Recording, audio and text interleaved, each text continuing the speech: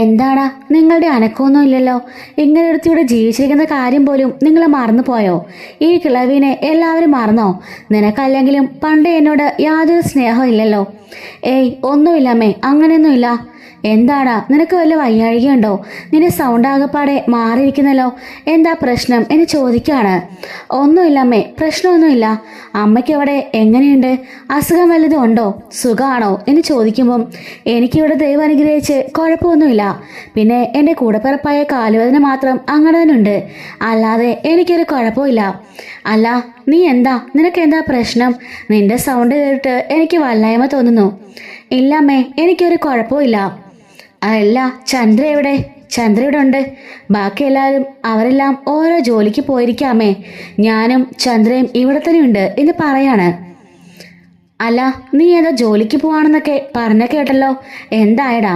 അത് പിന്നമ്മേ ഒരു സ്കൂളിലാ. ആഴ്ചയിൽ ഒന്നോ രണ്ടോ പോയാൽ മതി. അക്കൗണ്ട് സെക്ഷനിലെ ചെറിയൊരു ജോലിയാ. ഈ പ്രായത്തിൽ ഒരു വരുമാനമുള്ളത് നല്ലതല്ലേ? അത് പിന്നെ അങ്ങനെ വേണടാ. നിന്റെ അമ്മയാണ് ഞാൻ. ഈ പ്രായത്തിലും എനിക്ക് വരുമാനമുണ്ട്. മറ്റൊരാളെയും ആശ്രയിക്കാതെ ഞാൻ ജീവിക്കുന്നില്ലേ? എൻ്റെ മകനല്ലേ നീ? എൻ്റെ ആവശ്യത്തിന് വേണ്ടി ഇന്നേ വരെ ഞാൻ നിന്റെ മുമ്പിൽ കൈനീട്ടിട്ടുണ്ടോ എന്ന് ചോദിക്കുകയാണ്. അതുകൊണ്ട് ആരൊക്കെ തടഞ്ഞാലും നീ ജോലിക്ക് പോയിക്കോണം. സച്ചി സമ്മതിക്കില്ലമ്മേ. സച്ചി ആവുന്നതിന് തടയാൻ ശ്രമിച്ചതാ, പക്ഷേ ഞാൻ ഒഴിവായി. ആഴ്ചയിൽ 2 ദിവസമൊക്കെ കാണുകയുള്ളൂ. എങ്കിലും മനസ്സിന് വല്ലാത്തൊരു ആശ്വാസം കിട്ടും. എപ്പോഴും ഈ വീട്ടിൽ തന്നെ അടഞ്ഞിരിക്കുകയല്ലേ എന്ന് ചോദിക്കാണ്. ശരി ശരി, നിനക്ക് എന്തോ പറയാനുള്ളത് പോലെ തോന്നുന്നുണ്ടല്ലോ. പക്ഷെ നീ എന്തൊക്കെയോ മറച്ചു പിടിക്കുകയാണല്ലോ. ഇല്ലമ്മേ, ഒന്നുമില്ല. എന്നാ ശരി, ഞാൻ വെക്കുക എന്ന് പറഞ്ഞുകൊണ്ട് അച്ഛമ്മ നേരെ വിളിക്കുന്നത് രേവതിനെയാണ്. രേവതി അപ്പോൾ പുറത്തായിരിക്കും. രേവതി നീ എവിടെയാ എന്ന് ചോദിക്കുമ്പം അച്ഛമ്മേ ഞാൻ പുറത്താ. ഞാൻ പൂക്കളുമായിട്ട് വന്നതാ കച്ചവടത്തിന്. ആ ശരി മോളെ, എന്നാൽ ഞാൻ പിന്നെ വിളിക്കാം. അല്ല അച്ഛമ്മേ, എന്തെങ്കിലും അത്യാവശ്യമുണ്ടോ? ഏയ് ഒന്നുമില്ല, ഞാൻ വൈകിട്ട് വിളിക്കാം എന്നും പറഞ്ഞ അച്ഛമ്മ ഫോൺ കിട്ടാക്കാണ്. അങ്ങനെ അച്ഛമ്മ സച്ചിയെ വിളിക്കണമെന്ന് ഓർക്കുമ്പം വേണ്ട, അവൻ ഈ സമയം ഓട്ടത്തിലായിരിക്കും. ചന്ദ്ര വിളിച്ചിട്ടുള്ള കാര്യമൊന്നുമില്ല. അതുകൊണ്ട് വിളിക്കുന്നത് വർഷമോളാണ് കേട്ടോ. വർഷത്തന്നെ വിളിക്കാം, അതായിരിക്കും നല്ലത് എന്ന് ഓർക്കാണ്. വർഷനെ കോള് ചെയ്യുമ്പം വർഷ കോഫി കുടിച്ചുകൊണ്ട് ഒരു കോഫി ഷോപ്പിൽ ഇരിക്കുകയായിരിക്കും. ഹായ് അച്ഛമ്മേ, എന്തൊക്കെയുണ്ട് വിശേഷം? ഒന്നുമില്ല മോളെ, വിശേഷം ഒന്നുമില്ല. മോളിതെവിടാ? ഞാൻ ഡബ്ബിങ്ങിന് വേണ്ടി വന്നതാ. അയ്യോ മോള് ബിസി ആയിരുന്നോ? ഏയ് ഇല്ല മുത്തശ്ശി, ഞാനിപ്പോൾ ബ്രേക്ക് കഴിഞ്ഞ് ബ്രേക്കിന് വന്നിരിക്കുക ചായ കുടിക്കാനായിട്ട്. സോറി മുത്തശ്ശി എന്നല്ല കേട്ടോ, അച്ഛമ്മേന്നാണ് വിളിക്കാറ്. എന്താ അച്ഛമ്മേ, എന്തോ പറയാനുള്ളത് പോലെ തോന്നല്ലോ. എന്താ കാര്യം? അല്ല മോളെ, കുറേ ദിവസമായിട്ട് രവീന്ദ്രൻ വിളിക്കുന്നില്ലായിരുന്നു. ഞാനിന്ന് രാവിലെ അവനെ വിളിച്ചതാ. പക്ഷേ അവൻ്റെ സൗണ്ടിലൊക്കെ എന്തോ ഒരു വ്യത്യാസം പോലെ. അവനെന്തോ ഒരു മനപ്രയാസം ഉള്ളതുപോലെ. രേവതിയെ വിളിച്ചപ്പോൾ അവള് വെളിയിൽ പൂക്കച്ചവടമാണെന്ന് പറഞ്ഞു. അതുകൊണ്ട് എന്താ അവിടെ സംഭവം എന്നറിയാനായിട്ട് ഞാൻ വിളിച്ചതാ. എന്തോ ചന്ദ്രയായിട്ട് വല്ല പ്രശ്നമുണ്ടോ രവീന്ദ്രന്? അവൻ്റെ സൗണ്ട് കേട്ട് എനിക്ക് വല്ലാത്ത വിഷമം തോന്നുന്നു. അത് പിന്നെ അച്ഛമ്മേ, സംഭവം കുറച്ച് സീനാ. ഇവിടെ ആകെപ്പാടെ പ്രശ്നങ്ങളായിരുന്നു. എന്താ മോളെ, രേവതിനെ വീണ്ടും ചന്ദ്ര എന്തെങ്കിലും ചെയ്തോ? അവളെ ഉപദ്രവിക്കും മറ്റോ ചെയ്തോ? ഏയ് അതൊന്നും അല്ല അച്ഛമ്മേ, അതിലും വലിയൊരു സംഭവമാ. എന്താ മോളെ, എന്താ പറ്റിയത് എന്ന് ചോദിക്കാണ്. അച്ഛമ്മേ, അത് പിന്നെ അന്ന് വീട്ടിലെ അങ്കിളിൻ്റെ 50 ലക്ഷവുമായിട്ട് നീലിമാന്നൊരു പെണ്ണ് കടന്നു കളഞ്ഞില്ലേ? ആ അതെ, ആ സുധിയെ പഠിച്ചിട്ട് പോയ പെണ്ണല്ലേ? അതെ അച്ഛമ്മേ, പക്ഷേ അതിൽ വലിയൊരു ട്വിസ്റ്റ് ഉണ്ടായി. എന്ത് ട്വിസ്റ്റ്? നടന്ന സംഭവങ്ങളെല്ലാം അച്ഛമ്മയോട് വിവരിച്ച് കേൾപ്പിക്കുകയാണ് വർഷ. സച്ചി അവരെ കണ്ടുപിടിച്ചതും വീട്ടിലേക്ക് കൊണ്ടുവന്നതും നീലിമ സത്യങ്ങൾ തുറന്ന് പറഞ്ഞതും ആ പൈസയ്ക്കാണ് അവർ ഷോറൂം തുടങ്ങുന്ന കാര്യങ്ങളും എല്ലാം പറയാണ്. അതുപോലെ തന്നെ ചന്ദ്ര ശ്രുതിയെ അടിച്ചതും പുറത്താക്കിയതും എല്ലാ കാര്യങ്ങളും പറയുന്നുണ്ട്. എൻ്റെ ഈശ്വര, ഇത്രയൊക്കെ സംഭവങ്ങൾ അവിടെ നടന്നോ? എന്നിട്ട് ആരും എന്നോട് ഒന്നും പറഞ്ഞില്ലല്ലോ. അത് പിന്നെ അച്ഛമ്മയെ കൂടി എന്തിനാ വിഷമിപ്പിക്കുന്നത്? ശ്രുതി ചേച്ചി ശ്രുതിയേട്ടനും ഇങ്ങനെ ചെയ്യുമെന്ന് ഞങ്ങൾ ഒരിക്കലും കരുതിയില്ല. ഏറ്റവും തകർന്നു പോയത് ആൻറ്റിയാ. ശ്രുതി ചേച്ചീനെ ഭയങ്കരമായിട്ട് സ്നേഹിക്കല്ലായിരുന്നോ? തലയെ കൊണ്ട് നടക്കല്ലായിരുന്നോ? ശ്രുതി ചേച്ചി അതിനിങ്ങനെ പറ്റിക്കുമെന്ന് ആൻറ്റി ഒരിക്കലും കരുതിയില്ല. അതുകൊണ്ട് തന്നെ ആൻറ്റി ആകെ തകർന്നു പോയി. ആൻറ്റി മാത്രമല്ല, അങ്കിളും. അങ്ങനെ വല്ലാത്തൊരു വിഷമത്തിലാണ് എല്ലാവരും. വീട് മൊത്തത്തിൽ ഇപ്പോൾ ഒരു ശ്മശാന മോഹതയാ. ആരും ആരും അങ്ങോട്ടും ഇങ്ങോട്ടും ഒന്ന് പറയാറോ മിണ്ടാറോ ഒന്നുമില്ല. രേവതി ചേച്ചിനെ എപ്പോഴും ദേഷ്യപ്പെട്ടുകൊണ്ടിരുന്ന ചന്ദ്രാനിക്കിപ്പോൾ ചേച്ചിയുടെ മുഖത്ത് നോക്കാൻ പോലും മടിയാ. ശ്രുതി ചേച്ചിയാണെങ്കിലോ സച്ചേട്ടനോടും രേവതിച്ചോടുമാണ് വൈരാഗ്യം. അവരെന്തോ ചെയ്തതുപോലെ അവളെന്തിനാ അവരോട് വൈരാഗ്യം കാണിക്കുന്നേ? അത് പിന്നെ ചേച്ചിയുടെ കള്ളങ്ങളെല്ലാം പൊളിച്ചത് അവരാണല്ലോ, അതുകൊണ്ടായിരിക്കാം. അവള് ചെയ്തിട്ടല്ലേ, വെറുതെ ഒന്നും അല്ലല്ലോ. അവളെ മാത്രം എന്തിനാ ചന്ദ്ര തല്ലിയത്? ആ ശ്രുതിയും കൂടെ ഇല്ലായിരുന്നോ? പിന്നെ അവനെ തല്ലാതെ വിട്ടതെന്താ? ഞങ്ങൾ അത് ചോദിച്ചത് അച്ഛമ്മേ. ആ സമയത്ത് ഓർന്നൊക്കെ പറഞ്ഞ് മുടക്ക ന്യായം പറയായിരുന്നു ചന്ദ്രാൻറ്റി. ചന്ദ്രാൻറ്റിയുടെ പ്രിയപ്പെട്ട മകനാണല്ലോ ശ്രുതി. അതുകൊണ്ട് തന്നെ ശ്രുതിയേട്ടനെ ആൻറ്റി ഒന്നും ചെയ്യില്ല. രണ്ടുപേരും തമ്മിൽ പിരിക്കാനാ ആൻറ്റി ശ്രമിച്ചത്. ഒടുവിൽ ചേച്ചി ഒന്ന് കാല് പിടിച്ച് മാപ്പൊക്കെ പറഞ്ഞത് കണ്ടു. ഇപ്പോൾ രണ്ടുപേരും അത്ര സ്വരച്ചേർച്ചിലൊന്നും അല്ല. ഇപ്പോൾ ശ്രുതി ചേച്ചിയുടെ പാസ്റ്റ് അന്വേഷണം അടക്കാണ് എല്ലാവരും. ആ അച്ഛനുള്ളതാണോ കൊച്ചനുള്ളതാണോ എന്നൊക്കെയാണ് എല്ലാവരും സംശയം. സച്ചേട്ടന് എന്തൊക്കെയോ ചില സംശയങ്ങളൊക്കെ ഉണ്ട്. അപ്പോൾ അച്ഛമ്മ പറയാണ്, ആ സംശയം പണ്ടേ എനിക്ക് തോന്നിയതാ മോളെ. അല്ലെങ്കിൽ ഒരു പെൺകുട്ടിയെ കെട്ടിച്ച് അയച്ചതല്ലേ. ഇന്നേ വരെ ഒരു കോള് പോലും ആരെ വിളിക്കുന്നില്ല, ആരും വരുന്നില്ല. ഇതിലൊക്കെ എന്തോ ഒരു ദുരൂഹതയില്ലേ എന്ന് പറയാണ്. കാശ് അയച്ചു തന്നൂന്ന് കുറെ തവണ പറഞ്ഞതല്ലേ, പക്ഷെ ഇത്തവണ അതും കള്ളാണെന്ന് പൊളിഞ്ഞല്ലോ. അപ്പോൾ അവളിൽ എനിക്ക് എന്തൊക്കെയോ സംശയമുണ്ട്. സച്ചി പറഞ്ഞതെല്ലാം ശരിയാ മോളെ എന്ന് പറയാണ്. വർഷ പറയാണ്, സച്ചിയുടെ പെർഫോമൻസ് ഒക്കെ അച്ഛനെന്ന് കാണേണ്ടതായിരുന്നു. രണ്ടുപേരും വെള്ളറി വെളുത്തു പോയില്ലേ.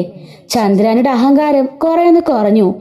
മോനെ തലയെ കയറ്റി വെച്ചിരിക്കായിരുന്നല്ലോ. സച്ചേട്ടനെ രേവച്ചിനെയും കണ്ണിനെ കണ്ടുകൂടായിരുന്നല്ലോ. ആ സമയത്താണ് ഇങ്ങനെ തിരിച്ചടി കിട്ടിയത്. അതുകൊണ്ട് തന്നെ ആൻറ്റി ഇപ്പോൾ ഒന്ന് ഒതുങ്ങി നിൽക്കാം. അവക്ക് അത് വേണം. വലിയ വീട്ടിലെ പെണ്ണാണെന്ന് പറഞ്ഞുകൊണ്ട് ശ്രുതിയെ തലയെ കയറ്റിക്കൊണ്ട് നടക്കല്ലായിരുന്നോ? അതേസമയം മനസ്സിൽ നന്മ മാത്രമുള്ള പാവൻ രേവതിയെ അവൾ എന്തൊക്കെ പറഞ്ഞു. ദരിദ്രവാസിന്ന് വരെ അവളെ വിളിച്ചില്ലേ. അവൾ പാവപ്പെട്ട വീട്ടിലെ ആയതുകൊണ്ട് അവളെ എന്തൊക്കെ പറഞ്ഞിടത്തെല്ലാം പറഞ്ഞില്ലേ. അതുകൊണ്ട് അവളോട് ദയവൊന്നും കാണിക്കേണ്ട ഒരു കാര്യമില്ല. ഞാൻ എന്തായാലും നാളെ അങ്ങോട്ടേക്ക് വരുന്നുണ്ട്. ചില കാര്യങ്ങളൊക്കെ എനിക്ക് തീരുമാനം എടുക്കണം എന്ന് പറയാണ്. ആഹാ, അച്ഛമ്മ നാളെ വരുന്നുണ്ടോ? എങ്കിലേ ഞാൻ ലീവ് എടുക്കാം. നമുക്ക് നാളെ പൊളിക്കണം. ഇപ്പൊ ഞാൻ പറഞ്ഞില്ലേ, വീട് ആകെപ്പാടെ മൊത്തത്തില് ഒരു ഇരുണ്ടുമൂടിയ അവസ്ഥയിലാ. അച്ഛമ്മ വരുവാണെങ്കിലേ ഒന്ന് കളർഫുൾ ആവും. ശരി മോളെ, ഞാൻ രാവിലെ തന്നെ അങ്ങോട്ടേക്ക് വന്നേക്കാം. ഞാൻ വരുന്ന കാര്യം മോൾ ആരോടും പറയണ്ട. രാവിലെ തന്നെ ഞാനവിടെ എത്തും. ബാക്കി കാര്യങ്ങളൊക്കെ അപ്പോൾ പറയാം എന്നും പറഞ്ഞ് ഫോൺ കട്ടാക്കാണ്. വർഷയാണെങ്കിലോ അപ്പോൾ ഇച്ചിരി ഹാപ്പി ആവുന്നുണ്ട്. എപ്പോഴും എങ്ങനെയെങ്കിലും ഒരു വൈബടിക്കാനാണല്ലോ നമ്മുടെ വർഷം നോക്കുന്നത്. ഈ സമയത്ത് അച്ഛമ്മ ഇങ്ങനെ ആലോചിക്കാണ്, ഇത്രയൊക്കെ ദ്രോഹം ചെയ്ത ഒരുത്തിയാണല്ലോ ശ്രുതി. ഇങ്ങനെയൊക്കെ കള്ളത്തരങ്ങള് അവളും അവനും കൂടി കാണിച്ചു കൂട്ടിയല്ലോ. ഈ കുടുംബത്തെ ചതിക്കാൻ അവർക്കെങ്ങനെ തോന്നിയെന്നൊക്കെ അച്ഛമ്മ ആലോചിക്കാണ്. രാവിലെ തന്നെ ചില്ലടിച്ചിരിക്കുന്ന വർഷയെ കാണുമ്പോൾ ശ്രീകാന്ത് ചോദിക്കാണ്, അല്ല നീ എന്താ ഇന്ന് ഡബിങ്ങിനൊന്നും പോന്നില്ലേ? ഞാൻ മാത്രല്ല, ഇന്നിവിടുള്ള ആരും എങ്ങോട്ടും പോണില്ല. ഇന്നേ നമുക്കൊരു സ്പെഷ്യൽ ഗസ്റ്റ് വരുന്നുണ്ട് എന്ന് പറയാണ്. അപ്പോ ശ്രുതി ചോദിക്കാണ്, സ്പെഷ്യൽ ഗസ്റ്റോ? അതാരാ? അപ്പോൾ വർഷ പറയാണ്, ഇപ്പൊ വരുമ്പോൾ കണ്ടാൽ മതി. ആര് വന്നാലും എനിക്ക് ഷോറൂമിലേക്ക് പോകണം. എനിക്കിന്ന് അത്യാവശ്യമായിട്ട് കുറച്ച് ക്ലയൻസിനെ കാണാനുള്ളതാ. ഡാടാ ഒന്ന് അടങ്ങടാ, പൊടിക്കൊന്ന് അടങ്ങ്. നീ ആരാണെന്നും നിന്റെ ഭാര്യ ആരാണെന്നൊക്കെ ഇവിടെ എല്ലാവർക്കും മനസ്സിലായതാ. പിന്നെ നീ കൂടുതൽ ഓവർ സ്മാർട്ട് ആവണ്ട എന്ന് പറയാണ് സച്ചി. സച്ചിയുടെ മറന്നുണ്ട്. എന്തായാലും വർഷ പോവാതിരിക്കുമെങ്കിൽ അത്രയ്ക്ക് സ്പെഷ്യൽ ഗസ്റ്റ് ആയിരിക്കുമല്ലോ. ശ്രീകാന്ത് ചോദിക്കാണ്, നിന്റെ അമ്മയച്ഛനാണോ? ഏയ് അതൊന്നും അല്ല, വേറെ സ്പെഷ്യൽ ഗസ്റ്റാ. ഇന്നിവിടെ പൊടി പൂരമായിരിക്കും എന്ന് പറയുമ്പോൾ രേവതി പറയാണ്, ആരാ മോളെ? എനിക്ക് കുറച്ച് പൂ കൊടുക്കാൻ പോകാനുണ്ടായിരുന്നു. ചേച്ചി, അതൊക്കെ നമുക്ക് സമയം ഉണ്ടാക്കാം. ഒരു 11 വരെ ഇവിടെ കാണില്ലേ? അതുവരെ നിൽക്കാം. അത് കഴിഞ്ഞാൽ പൂവൊക്കെ വാടി തുടങ്ങില്ലേ, അതുകൊണ്ട് പോണം എന്ന് പറയാണ്. ചന്ദ്ര പറയുന്നുണ്ട്, പിന്നെ ഇവൾക്ക് പൂ കൊണ്ട് കൊടുക്കാഞ്ഞിട്ടല്ലേ, അതിന് കിട്ടുന്ന 5 10 വേണമല്ലോ അവക്ക് ഒരു ബംഗ്ലാവ് പണിയാൻ. ദേ അമ്മേ, അമ്മയുടെ മകൻ ബംഗ്ലാവ് പോയിന്റെ കഥയൊക്കെ അമ്മയ്ക്ക് അറിയാലോ. അതുകൊണ്ട് വായു അടച്ചിരിക്കുന്നതായിരിക്കും അമ്മയ്ക്ക് നല്ലത് എന്ന് സച്ചി പറയാണ്. വർഷ പറയുന്നുണ്ട്, വരുമ്പം കണ്ടാൽ മതിയല്ലോ. എന്തായാലും എല്ലാവർക്കും ഒരു ബിഗ് സർപ്രൈസ് ആയിരിക്കും. ഏറ്റവും കൂടുതൽ സർപ്രൈസ് ആകാൻ പോണതേ ആൻറ്റിയാ എന്ന് പറയാണ്. അങ്ങനെ വീടിൻ്റെ വാതിക്കൽ ഓട്ടോ നിൽക്കുമ്പം എല്ലാവരും ശ്രദ്ധിക്കുകയാണ് അതാരാണെന്ന്. നോക്കുമ്പോൾ വേണ്ടേ അച്ചമ്മ. അച്ചമ്മയെ കണ്ടപാട് ചന്ദ്ര വായും പൊളിച്ച് നിൽക്കുകയാണ്. ഈശ്വര എന്നും പറഞ്ഞുകൊണ്ട് രവീന്ദ്രനാണെങ്കിലേ ആ അമ്മ. അപ്പോഴേക്കും നമ്മുടെ സച്ചി അവിടെ നിന്ന് ചാടി ഇറങ്ങി ഓടിയാണ്. അച്ചമ്മയെന്നും പറഞ്ഞ് പൊക്കിയെടുക്കുന്നുണ്ട്. താഴെ നിർത്തണം അങ്ങോട്ട് എന്ന് പറയാണ്. വണ്ടിക്കൂലി ഞാൻ കൊടുത്താലെന്ന് പറഞ്ഞുകൊണ്ട് ഓട്ടോ കൂലി കൊടുത്ത് പറഞ്ഞയക്കുന്നുണ്ട്. അച്ചമ്മയുടെ ലഗേജുമൊക്കെ ആയിട്ട് സച്ചി അകത്തേക്ക് വരാണ്. ശ്രുതിയോട് പറയാണ്, ഇതാണോ സ്പെഷ്യൽ ഗസ്റ്റ്? നമുക്കുള്ള എന്തോ പണിയാണെന്ന് തോന്നല്ലോ. രേവതിയും വന്നിട്ട് അച്ചമ്മയെ വിളിച്ച് അകത്തേക്ക് വിളിക്കാണ്. വർഷ വന്ന് അച്ചമ്മയെ കെട്ടിപ്പിടിക്കുന്നുണ്ട്. അച്ചമ്മേ എന്നും പറഞ്ഞുകൊണ്ട്. ഈ സമയം ശ്രീകാന്ത് പറയാണ്, എന്താ അച്ചമ്മേ വർഷയുടെ മാത്രം ഇന്ന് വരുമെന്ന് പറഞ്ഞത്? ഞങ്ങളുടെ ആരോടും പറഞ്ഞില്ലല്ലോ. എടാ, അതൊരു പ്രത്യേക സാഹചര്യത്തില് എനിക്ക് വർഷമോളെ വിളിക്കണമെന്നപ്പോ ഞാൻ പറഞ്ഞു പോയതാ. എല്ലാവരും ഉണ്ടല്ലോ അല്ലേ എന്ന് ചോദിക്കാണ്. വാ അച്ചമ്മേ അകത്തേക്ക് വാ എന്നും പറഞ്ഞുകൊണ്ട് രേവതിയും സച്ചിയൊക്കെ കൂടി അകത്തേക്ക് കൊണ്ടുപോവാണ്. അങ്ങനെ അകത്ത് കയറിയിരിക്കുമ്പോൾ തന്നെ രേവതി ചായ കൊടുക്കുന്നുണ്ട്. രവീന്ദ്രൻ ചോദിക്കാണ്, എന്താമേ ഒരു മുന്നറിയിപ്പില്ലാതെ പെട്ടെന്ന് ഇങ്ങോട്ട്? ഇന്നലെ ഞാൻ നിന്നെ വിളിച്ചപ്പോൾ നിന്റെ സൗണ്ട് ആകപ്പാടെ മാറിയതുപോലെ തോന്നി. നിന്റെ മനസ്സിൽ എന്തോ ഒരു വിഷമമുള്ളത് പോലെ എനിക്ക് തോന്നി. അതുകൊണ്ടാ ഞാൻ നേരിട്ട് ഇങ്ങോട്ടേക്ക് പോണത്. ഫോൺ വിളിച്ചപ്പോൾ നീ എന്നോടൊന്നും പറഞ്ഞില്ലല്ലോ എന്ന് പറയാണ്. അപ്പോ ശ്രുതി പറഞ്ഞിട്ട്, അച്ഛമ്മ ഇവിടെ തന്നെ കാണുമല്ലോ, എനിക്ക് ഷോറൂമിലേക്ക് പോകണം, അത്യാവശ്യമാ, ഞാനെന്നാ പോയിട്ട് വരാം. നിക്കടാ അവിടെ, നീ എങ്ങോട്ടും പോണില്ല, നീ എങ്ങോട്ടാ തുള്ളിക്കൊണ്ട് പോണത് എന്ന് ചോദിക്കാണ്. അച്ഛമ്മേ എൻ്റെ ഓഫീസ് എന്ന് പറയുമ്പം മിണ്ടിപ്പോവരുത് നീ എന്ന് പറയുന്നുണ്ട്. ഡീ ശ്രുതി ഇങ്ങോട്ട് നീങ്ങി നിൽക്കടി എന്ന് പറയാണ്. ശ്രുതി പേടിച്ച് കരച്ച് നീങ്ങി നിൽക്കുന്നുണ്ട്. ശ്രുതി നിന്നോട് കൂടിയിട്ടാ എന്ന് പറയുമ്പം ശ്രുതി നീങ്ങി നിൽക്കാണ്. കാര്യങ്ങളെല്ലാം ഞാൻ അറിഞ്ഞു. രണ്ടും കൂടി ഇത്രയും കാലം എല്ലാവരെയും പറ്റിക്കായിരുന്നല്ലേ. 53 ലക്ഷം രൂപ കിട്ടിയിട്ടും ഒന്നും കിട്ടിയില്ല എന്ന് പറഞ്ഞുകൊണ്ട് എല്ലാവരും ചതിക്കായിരുന്നല്ലേ എന്ന് ചോദിക്കാണ്. ശ്രുതി അപ്പോഴേക്കും വർഷ നോക്കി പേടിപ്പിക്കുന്നുണ്ട്. വർഷ പറയാണ്, എന്നെ നോക്കി പേടിപ്പിക്കണ്ട. അച്ഛമ്മ വിളിച്ചിട്ട് കാര്യങ്ങളൊക്കെ ചോദിച്ചു പിന്നെ മറച്ചു വെക്കണ്ടെന്ന് എനിക്കും തോന്നി, അതുകൊണ്ടാണ് ഞാൻ പറഞ്ഞത് എന്ന് പറയാണ്. അവള് പറഞ്ഞതിൽ എന്താ തെറ്റുള്ളത്? ഇവളുള്ള ആരും എന്നെ അറിയിച്ചില്ല, അവളുള്ളവരെങ്കിലും അറിയിക്കണ്ടേ എന്ന് പറയാണ്. അപ്പോഴേക്കും ചന്ദ്ര പറയുന്നുണ്ട്, അമ്മേ അവർക്കങ്ങനെ സംഭവിച്ചു പോയി, അതിനുള്ള ശിക്ഷ ഞാൻ അവർക്ക് കൊടുത്തു എന്ന് പറയുമ്പം നീ എന്ത് ശിക്ഷയെ കൊടുത്തത്? 2 ദിവസം രണ്ടുപേരെ മിണ്ടാതിരുത്തിയതോ അതോ നിന്റെ മരുമകളെ അടിച്ചതോ? അതൊക്കെ ഒരു ശിക്ഷയാണോ എന്ന് ചോദിക്കാണ്. പിന്നെ എന്താ ഞാൻ ചെയ്യേണ്ടതെന്ന് ചോദിക്കുമ്പം, അല്ല നിന്റെ മകനും കൂടിയല്ലേ തെറ്റ് ചെയ്തത്? നിന്റെ മരുമകൾ അതിന് ഒത്താശ ചെയ്താന്ന് പറഞ്ഞാലും നിന്റെ മകന് അവൻ്റെ കുടുംബമല്ലേ ഇത്, അവന് ചിന്തിക്കായിരുന്നല്ലോ എന്ന് ചോദിക്കുമ്പം ചന്ദ്രനൊന്നും മിണ്ടുന്നില്ല. അയന്താടി നീ അവനെ മാത്രം തല്ലാഞ്ഞത്? വേറൊരുത്തിന്റെ മകളായതുകൊണ്ടാണോ നീ ശ്രുതിയെ തല്ലിയത്? നിന്റെ മകനെ തല്ലിയ നിനക്ക് നോവോടി എന്ന് ചോദിക്കാണ്. ചന്ദ്ര ഒന്നും മിണ്ടുന്നില്ല. അച്ഛമ്മ എഴുന്നേറ്റ് ശ്രുതിയെ കവളത്ത് തലങ്ങും വിലങ്ങും അടിക്കുന്നുണ്ട്. ശ്രുതി ഒന്നും മിണ്ടുന്നില്ല കേട്ടോ. കാരണം വന്ന് ശ്രുതി അടിച്ചപ്പോ ശ്രുതി മിണ്ടാൻ നോക്കി നിന്നതല്ലേ ഉള്ളൂ, അതുപോലെ തന്നെ ശ്രുതി മിണ്ടാൻ നിൽക്കാണ്. അങ്ങനെ തന്നെ വേണം അച്ഛമ്മേ, കൊടുക്കാൻ വേണ്ടി 2 എണ്ണം. അമ്മയോ തല്ലില്ല, അച്ഛമ്മയെങ്കിലും തല്ലിയ നന്നാവട്ടെ എന്ന് സച്ചി പറയാണ്. ചന്ദ്ര അമ്മേ മതിയമ്മേ എന്ന് പറയുന്നുണ്ട്. ഓഹോ, അപ്പൊ ശ്രുതിയെ അടിച്ചപ്പോ നിനക്കിത് തോന്നിയില്ലടി എന്ന് ചോദിക്കാണ്. നിന്റെ മകനും കൂടി തെറ്റ് ചെയ്തിട്ട് ഒരാൾക്ക് മാത്രം ശിക്ഷ കൊടുക്കുന്നത് എവിടുത്തെ നിയമമാടി എന്ന് ചോദിക്കാണ്. അച്ഛമ്മേ മതി അച്ഛമ്മേ എന്ന് ശ്രുതി പറയുമ്പോൾ വീണ്ടും വീണ്ടും അച്ഛമ്മ തല്ലുന്നുണ്ട്. ഹോ, രാവിലെ എന്ത് കുളിർമയുള്ള കാഴ്ച. എന്റെ പൊന്നു വർഷേ, നീ പറഞ്ഞപ്പം ഇത്രയൊക്കെയുള്ള സർപ്രൈസ് ഗിഫ്റ്റ് ആവുമെന്ന് ഞാൻ കരുതിയില്ല. ഇവനെ പൊളിച്ചടിക്കില്ലേ എന്ന് ചോദിക്കാണ്. അങ്ങനെ കുറെ അടിയൊക്കെ കൊടുത്തതിന് ശേഷം അച്ഛമ്മ അവിടെ ഇരിക്കുന്നുണ്ട്. കാര്യങ്ങൾക്ക് ഒരു തീരുമാനം ഉണ്ടാക്കാനാ ഞാൻ ഇങ്ങോട്ടേക്ക് വന്നത്. എൻ്റെ മകൻ 30 വർഷം വളയം പിടിച്ചുണ്ടാക്കിയ കാശാ അത്, 50 ലക്ഷം രൂപ. ആ പൈസക്കാണല്ലോ നിങ്ങൾ ഷോറൂം തുടങ്ങിയത്. അതിനർത്ഥം ആ പൈസ എൻ്റെ മകന്റെ പൈസയാ. അപ്പൊ ആ ഷോറൂം ആരുടെയാ എന്ന് ചോദിക്കുമ്പം സച്ചി പറയാണ്, അച്ഛമ്മേ അത് പോയിന്റ്. മനസ്സിലായല്ലോ? ശ്രുതിക്കും ഞാൻ പറഞ്ഞത് മനസ്സിലാകുന്നുണ്ടോ? അതെ, രവീന്ദ്രന്റെ ഷോറൂമാ. അപ്പോ രവീന്ദ്രൻ പറയാണ്, അമ്മേ അതൊന്നും വേണ്ട. വേണം, അതൊക്കെ വേണം. ശ്രുതിക്കും ഞാൻ പറഞ്ഞത് മനസ്സിലായല്ലോ. എൻ്റെ മകന്റെ കാശുകൊണ്ട് നിങ്ങൾ പടുത്തുയർത്തിയ ഷോറൂമാ അത്. അതുകൊണ്ട് ആ ഷോറൂമിൽ നാളെ മുതൽ നീ മുതലാളി എൻ്റെ മകനായിരിക്കും എന്ന് പറയാണ്. അയ്യോ അച്ഛമ്മേ, അതങ്ങനെ ശരിയാവും, അത് എൻ്റെ ബുദ്ധിയാ എന്ന് ശ്രുതി പറയുമ്പം മിണ്ടിപ്പോവരുത് മന്ദബുദ്ധി.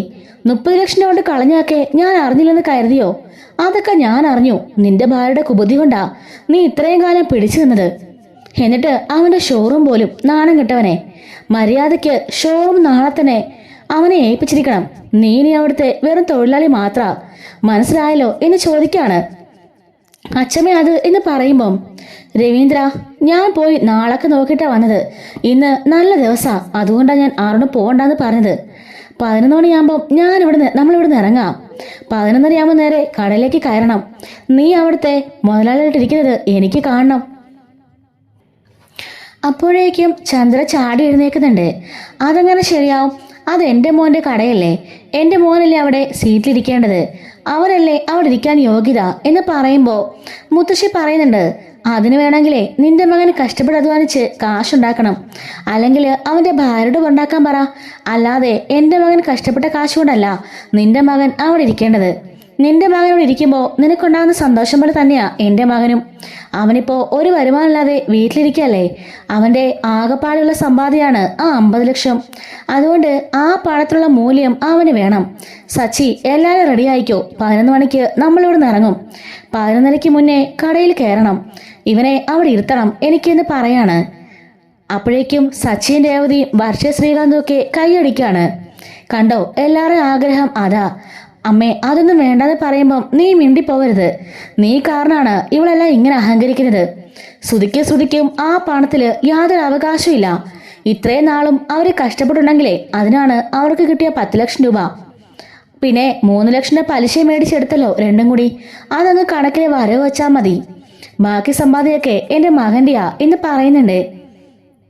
അങ്ങനെ ശ്രുതിക്കും അവിടെ വോയിസിലാതെ നിൽക്കാണ്. എല്ലാവരും 11 മണിയാകുമ്പോൾ റെഡിയാവുന്നുണ്ട്. 2 കാറുകളിലായിട്ട് എല്ലാവരും നേരെ ഷോറൂമിലേക്ക് ചെല്ലാണ്. അങ്ങനെ ഷോറൂമിൽ പോയിട്ട് മുത്തശ്ശി പൂജയൊക്കെ ചെയ്ത് രവീന്ദ്രൻ്റെ നെറ്റിയിൽ പൊട്ടക കുത്തി കൊടുക്കാണ്. ചന്ദനാക്കി തൊട്ട് കൊടുക്കുന്നുണ്ട്. എന്നിട്ട് സീറ്റിലിരിക്കാൻ പറയാണ്.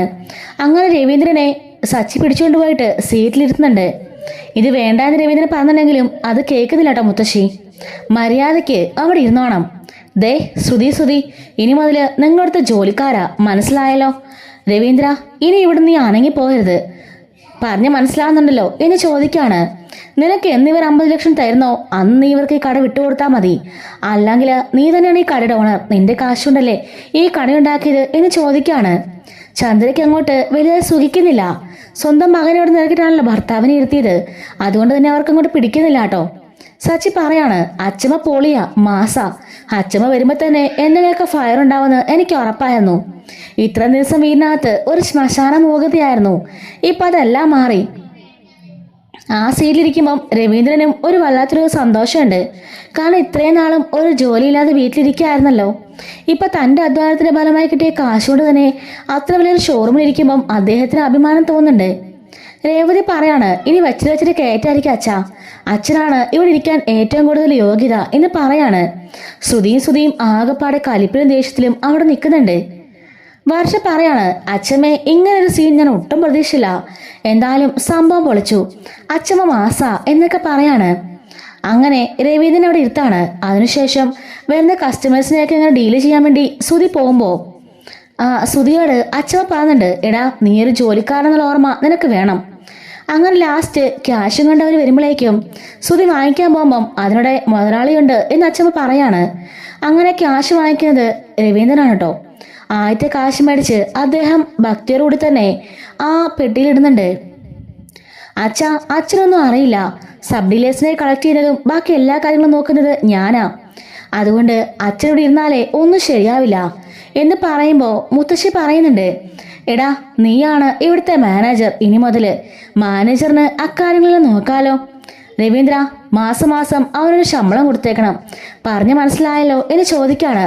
എന്നാൽ സച്ചി, രേവതി, നിങ്ങളുടെ ജോലിക്ക് പോയിക്കോ. വർഷയും ശ്രീകാന്തും പോയിക്കോ. ചന്ദ്രയ്ക്കിന് വേറെ പണിയൊന്നുമില്ല വീട്ടില്. അതുകൊണ്ട് ഇവിടെ തന്നെ കറങ്ങി അടിച്ച് നിന്നോ. ഞാൻ എന്തായാലും രേവതിയുടെ കൂടെ വീട്ടിലേക്ക് പോവാ. അതിനുശേഷം തിരികെ പോയിക്കോളാം എന്ന് പറയുന്നുണ്ട്. അച്ഛമ്മ ഇന്ന് തന്നെ പോവാനോ? പറ്റില്ല. ഒരാഴ്ച കഴിയാതെ ഞാൻ വീട്ടിൽ നിന്ന് സച്ചി പറയുമ്പം ഇന്ന് ഞാൻ പോണില്ല, 2-3 ദിവസം കഴിഞ്ഞിട്ടേ പോകുന്നുള്ളൂ, കാര്യങ്ങളുടെയൊക്കെ കിടപ്പുവശം എങ്ങനെയാണെന്ന് ഞാനും നോക്കട്ടെ എന്ന് പറയാണ്. അങ്ങനെ ഉദ്ഘാടനമൊക്കെ കഴിഞ്ഞതിന് ശേഷം എല്ലാവരും അവൻ ഡ്യൂട്ടിക്ക് പോവാണ്. ചന്ദ്രൻ ദേഷ്യപ്പെട്ട് വീട്ടിലേക്ക് പോകുന്നുണ്ട്. ശ്രുതിയും ആകെപ്പാട് നാണം കേട്ടോ. ഇപ്പൊ ശ്രുതി അവിടുത്തെ മാനേജറായിട്ട് അപ്പോയിൻമെന്റ് ചെയ്തിരിക്കുകയാണ് രവീന്ദ്രൻ. എന്തൊക്കെയാണെങ്കിലും രവീന്ദ്രനും അതൊരു സന്തോഷമാകുന്നു കേട്ടോ. അവിടെ ഇരുന്ന ആ ശ്രുതിയുടെ ഫോട്ടോ മാറ്റിയിട്ട് രവീന്ദ്രന്റെ ഫോട്ടോ അവിടെ അച്ഛമ്മ വെക്കുന്നുണ്ട്. അങ്ങനെ രവീന്ദ്രൻ ആ കടയിൽ മുതലാളിയായിട്ട് ഇരിക്കുന്നുണ്ട്. അത് കാണുമ്പോൾ സച്ചിക്കൊക്കെ ഒരുപാട് സന്തോഷമാവാണ്. അങ്ങനെ രാത്രി വീട്ടിലേക്ക് എല്ലാവരും വന്നു കഴിയുമ്പം അച്ഛമ്മയോട് ശ്രുതി ഒന്നും മിണ്ടുന്നില്ല കേട്ടോ. മുറിയിലേക്ക് കിടക്കാൻ പോകുമ്പം അച്ഛമ്മ ചോദിക്കുകയാണ്, അല്ല ഇപ്പോൾ റൂം ഷിഫ്റ്റിംഗ് ഒന്നും ഇല്ലേ? ഇന്നലെ നിങ്ങളല്ലേ കിടന്നത്, ഇന്ന് സച്ചിൻ രേവതിയാണ് എന്ന് പറയാണ്. ഇത് കേട്ട് അവർക്ക് ഒന്നുകൂടി ദേഷ്യം വരുന്നുണ്ട്. പക്ഷെ ഒന്നും മിണ്ടാതെ അവരതനുസരിച്ച് മാറിപ്പോയി കിടക്കാണ്. സച്ചിൻ രേവതി മുറിയിലേക്ക് പോകുന്നുണ്ട്. ഈ സമയം അച്ഛമ്മ അവിടെ പോയിട്ട് ചോദിക്കുകയാണ്, അല്ല മുറിപിടുത്തത്തിന്റെ കാര്യമൊക്കെ എന്തായി? അച്ഛമ്മേ, ഞങ്ങൾ പൈസ സ്വരൂപിക്കുന്നുണ്ട്. ആ ശരത്തിന്റെ കേസ് എന്നപ്പോൾ കുറച്ച് പൈസ ചിലവായി, എങ്കിലും ആ തിരിച്ചു കിട്ടി. എന്തായാലും ഇനിയിപ്പോൾ ഞങ്ങൾ തുടങ്ങാന്നോർത്തിരിക്കാം. ഞാൻ കുറച്ച് പൈസ തരാം, നിങ്ങൾ സ്റ്റാർട്ട് ചെയ്യുക. അത് വേണ്ട അച്ഛമ്മേ, ഞങ്ങളുടെ കാശ് കൊണ്ട് തുടങ്ങണമെന്നാണ് ഞങ്ങളുടെ ആഗ്രഹം. അതുകൊണ്ട് എത്രയും പെട്ടെന്ന് ഞങ്ങൾ തുടങ്ങിയിരിക്കും.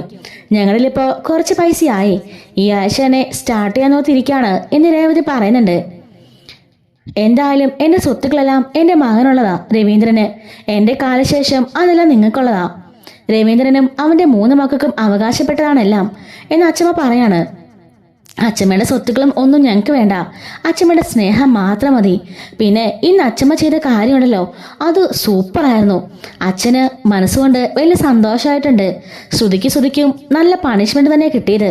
അവനിട്ട് അടി കൊടുക്കാനേ അച്ഛമ്മയെ കൊണ്ട് മാത്രമേ പറ്റുള്ളൂ എന്നും പറയാണ്. അങ്ങനെ കുറച്ച് ദിവസത്തിന് ശേഷം അച്ഛമ്മ തിരികെ പോകുന്നുണ്ട് കേട്ടോ. പോകുമ്പോഴാണ് നമ്മുടെ ശ്രുതിക്കും ചന്ദ്രയ്ക്കൊക്കെ ശ്വാസം നേരെ വീഴുന്നത്. ഇത്രയും ദിവസം കൊണ്ട് തന്നെ അടുക്കളയിലിട്ട് നമ്മുടെ ചന്ദ്രനെ ശരിക്കും പണിയെടുപ്പിക്കുന്നുണ്ട് നമ്മുടെ മുത്തശ്ശി. അങ്ങനെ രവീന്ദ്രൻ കടയിലേക്കും അതുപോലെ നമ്മുടെ ബാക്കി എല്ലാവരും ഓരോ ജോലിക്കൊക്കെ ആയിട്ട് പോവാണ്. അച്ഛമ്മ തിരിച്ച് നാട്ടിലേക്കും പോയിട്ടോ. ഇതിനുശേഷം ആ കടയുടെ കാര്യത്തിൽ കുറച്ച് ട്വിസ്റ്റൊക്കെ സംഭവിക്കുന്നുണ്ട്. അതിൻ്റെ കാര്യങ്ങളെല്ലാം കൂടെ ഉൾപ്പെടുത്തി അടുത്തൊരു വീഡിയോയിൽ അപ്ലോഡ് ചെയ്യാം. മിസ്സാവാതിരിക്കാൻ ചാനൽ മറക്കാതെ സബ്സ്ക്രൈബ് ചെയ്ത് ഹൈപ്പ് ചെയ്ത് ലൈക്ക് ചെയ്ത് സപ്പോർട്ട് ചെയ്യണേ. Thanks for watching.